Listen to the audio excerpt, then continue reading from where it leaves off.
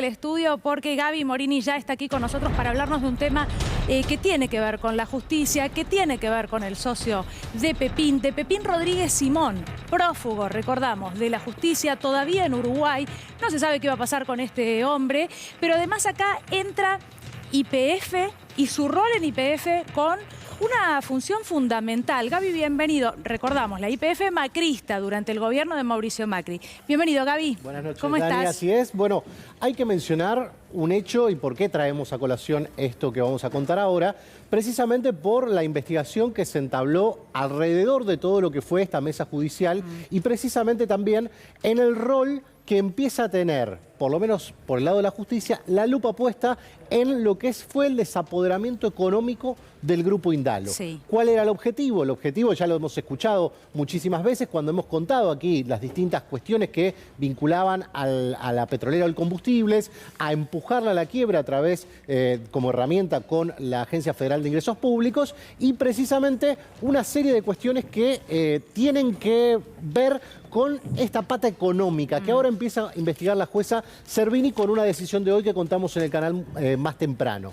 Precisamente es enfocarse en el rol que tuvo cierto sector de la YPF que vos decías durante la gestión de Miguel Gutiérrez, durante el macrismo, y en algunos personajes que van apareciendo que tuvieron mucha injerencia cuando la petrolera quebró.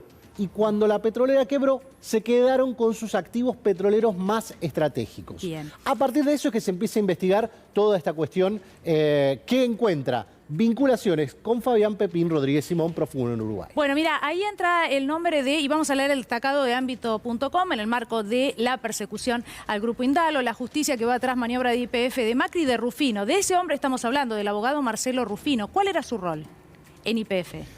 Precisamente, lo que se está investigando es el rol de Rufino.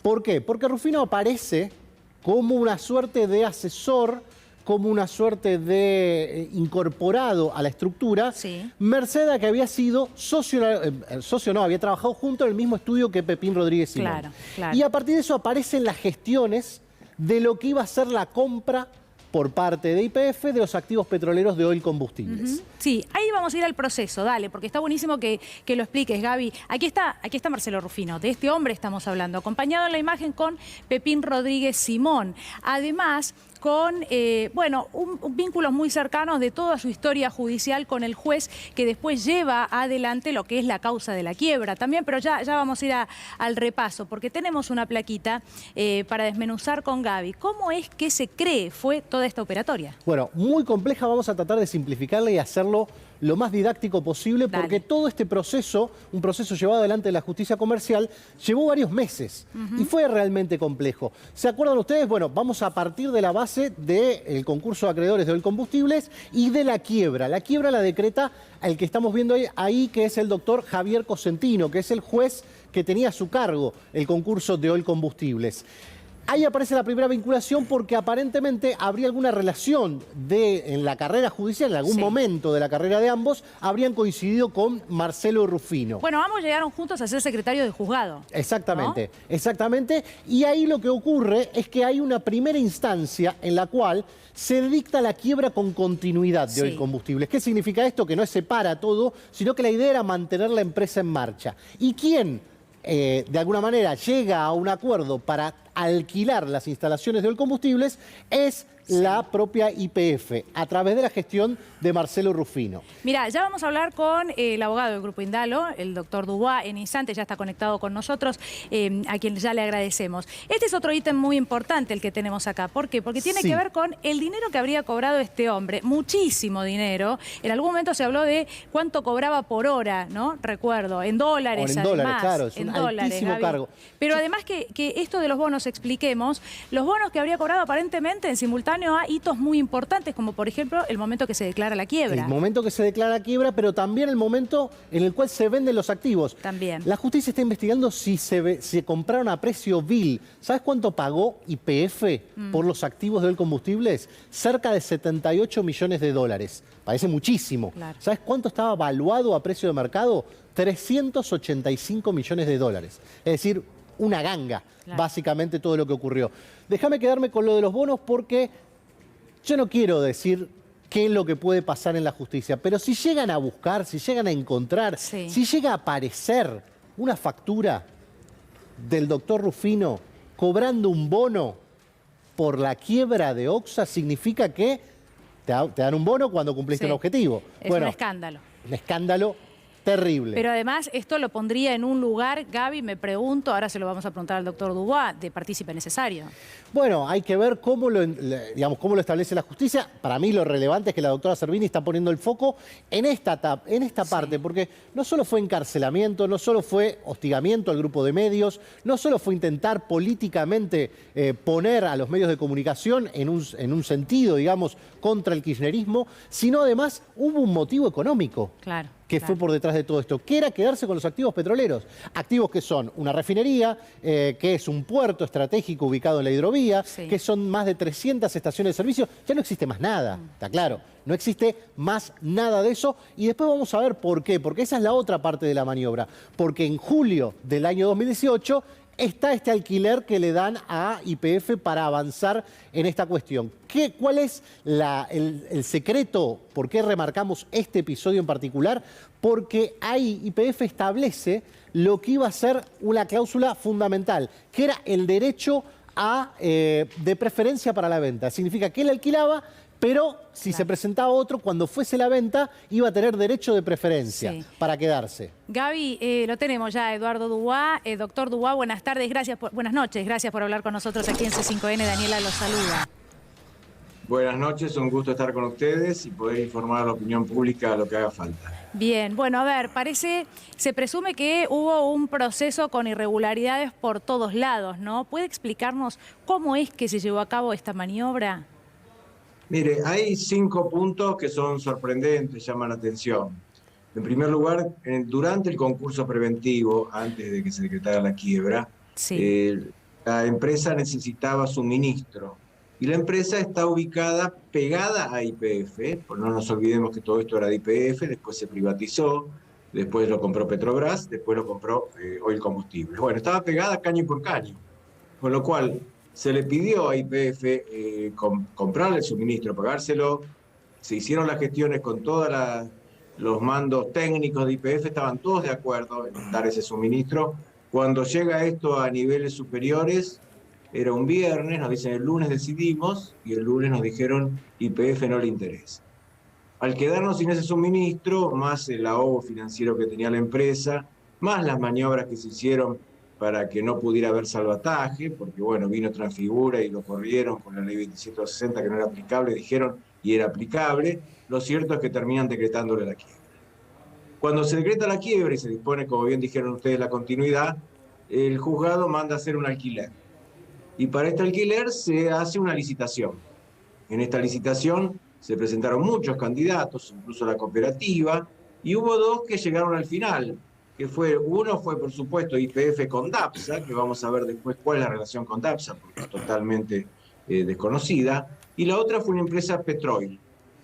Y aquí que la sindicatura opinó que la oferta de Petroil era más conveniente, porque si bien no era numerariamente mayor, era por más tiempo y sobre todo se hacía cargo del personal operativo. Sin embargo, el juzgado y los interventores de ese momento opinaron que era mejor la de YPF y se la asignó a YPF, pero la de YPF tenía la siguiente trampa, como bien dicen ustedes, tenía una cláusula que decía que cuando se vendiera en licitación, ellos tenían la preferencia. El problema de esta cláusula no solo que es contraria a la ley de quiebras, sino que además impedía la puja posterior. ¿Qué quiere decir? Claro. En la licitación YPF ofreció la base, que era un 11% de lo que valía la planta, 42,5. Transfigura, que era el otro que se quedó en la puja, ofreció el doble, ofreció 85. Y a YPF entonces igualó. Cuando YPF iguala el 85, no lo dejaron a Transfigura volver a ofrecer. No lo dejaron pujar, cuando la esencia de la ley de quiebras es pujar para el mejor precio. En esa audiencia estábamos, me acuerdo nosotros, pedimos que se pujara, intervinimos, la sindicatura dijo, bueno, convendría a la quiebra que se puje para que se suba, pero así está la condición. Bueno, lo cierto es que no lo dejaron volver a pujar a Transfigura y terminó vendido en 85 millones, que es un 22,5 de la última oferta que hemos tenido nosotros con Gumbor. Entonces ahí ya tuvimos una primera situación. Pero antes, fíjense que durante la licitación, cuando YPF gana el alquiler, se queda dentro de la planta, ahí había 8 empresas multinacionales interesadas en entrar en la licitación de la venta, pero YPF tenía el control, entonces empezó a ahogar a las estaciones de servicio dándoles poco combustible. Claro. Al darles poco combustible a las estaciones de servicio tenían menor facturación y menor renta. Entonces se informaba a todos los oferentes sobre la rentabilidad de las estaciones, y esta rentabilidad no era la real, y la participación al mercado no era real, porque había una maniobra de YPF que les estaba ahogando y dándole mucho menos de lo que pedían. Entonces hubo acá una manipulación de la información a los restantes oferentes, a las 8 multinacionales, vinculada como que había menor rentabilidad. Así todo, de las 8, 4 se registraron, presentaron antecedentes, y llegó al último día de la licitación Trafigura, que fue la única que hizo también su oferta, y bueno, como les conté, por esta cláusula contraria a la ley que nosotros impugnamos sin suerte, no solo el derecho de preferencia, sino la imposibilidad de volver a buscar, porque Trafigura quería ofrecer más y no podía porque quedaba ahí en 85 millones. Bien. Este fue entonces otro episodio delicado. Y hay algo más, ahí aparecen YPF y Dapsa. ¿Y quién es Dapsa? No sabemos, es una petrolera, no sabemos qué hizo con YPF ahí. Aparecieron juntas, el doctor Marcelo Rufino era el apoderado de las dos, hacía las presentaciones por las dos, pero cuando llegó el momento de pagar la licitación, ¿quién pagó? YPF solamente.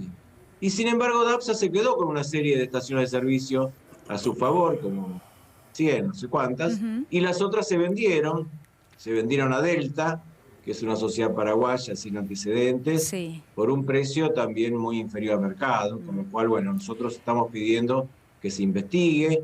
Hemos ya presentado en su momento a la Comisión Nacional de Defensa de la Competencia un problema de abuso de posición dominante. Cuando YPF se pone a alquilar ahí, empieza a mandar ella y empieza a reducir el volumen para que la información sea negativa y las demás se desinteresen. Bueno, hubo muchas situaciones que nosotros pedimos que se investiguen, y de Dapsa no sabemos realmente cómo es que sin poner un peso, se quedó con un montón de estaciones de servicio. Pedimos el contrato, nos dijeron que no, requerimos, apelamos, bueno, no tuvimos ningún éxito. Bien. Y ahora, bueno, ahora se plantea si todas estas cosas de YPF tan arbitrarias, tan dañosas para la quiebra y tan dañosas hoy para los dueños, ya que la quiebra se levantó, si en realidad no están encubriendo una maniobra más compleja. Bueno, doctor, muchísimas gracias por haber hablado con nosotros. Bueno, un gusto y quedo siempre a disposición. Gracias.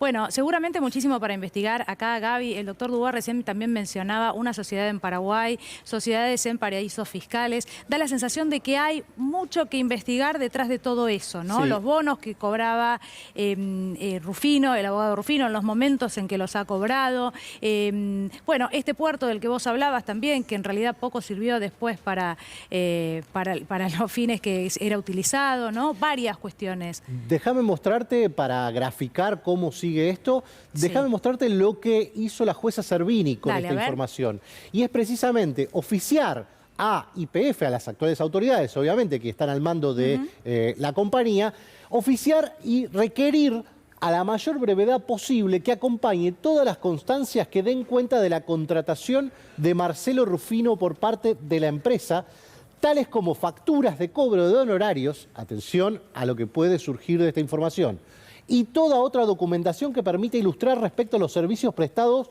por el nombrado, tareas encomendadas y órdenes que le fueran impartidas. Atención con ese dato también, porque puede llevar a la intervención de Rufino en otras circunstancias, y eso va a ser muy importante. Pero además la jueza tiene en la mira 3 números de teléfonos que estaban asignados a YPF, al directorio de YPF.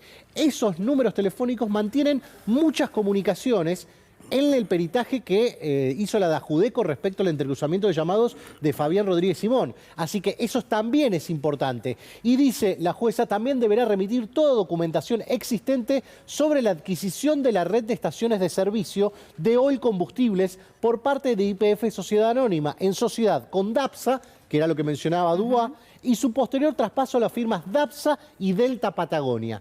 Y si me acompañás, te voy a mostrar cuál es la maniobra que se está investigando y por la cual también Dubois lo decía y la jueza pide esta información. Dale. Porque básicamente lo que ocurría a partir de toda la actuación de la mesa judicial, a partir de Rodríguez Simón, de Marcelo Rufino y del expresidente Mauricio Macri, nos lleva a otro escenario en el cual precisamente es el traspaso de más de 300 estaciones de servicio. ¿Cómo se hizo esto? Bueno, con una operación irregular, como lo mencionaba Dubois, digamos, a través y se utilizó como herramienta YPF. Y se venden estas estaciones de servicio con contratos espurios de aprovisionamiento. ¿Qué significa esto? Que YPF se comprometía a vender combustible a estas estaciones, Sí. las que habían sido de Oil, a un precio que en realidad parecía que el contrato era elevado, pero que en realidad al único que beneficiaba a largo plazo Era los privados, a quienes iban a quedar con las estaciones. Y aquí lo que mencionaba de alguna manera Dubois es esta cuestión vinculada a la sociedad, a quienes responden estas compañías que terminan quedándose con la red de estaciones. Dapsa, por ejemplo, controlada por Sociedad Comercial del Plata, que a su vez tiene como accionistas, digamos, un porcentaje de accionistas argentinos, 15% nada más, y el resto están distribuidos en accionistas que tienen radicación en Luxemburgo y en Suiza.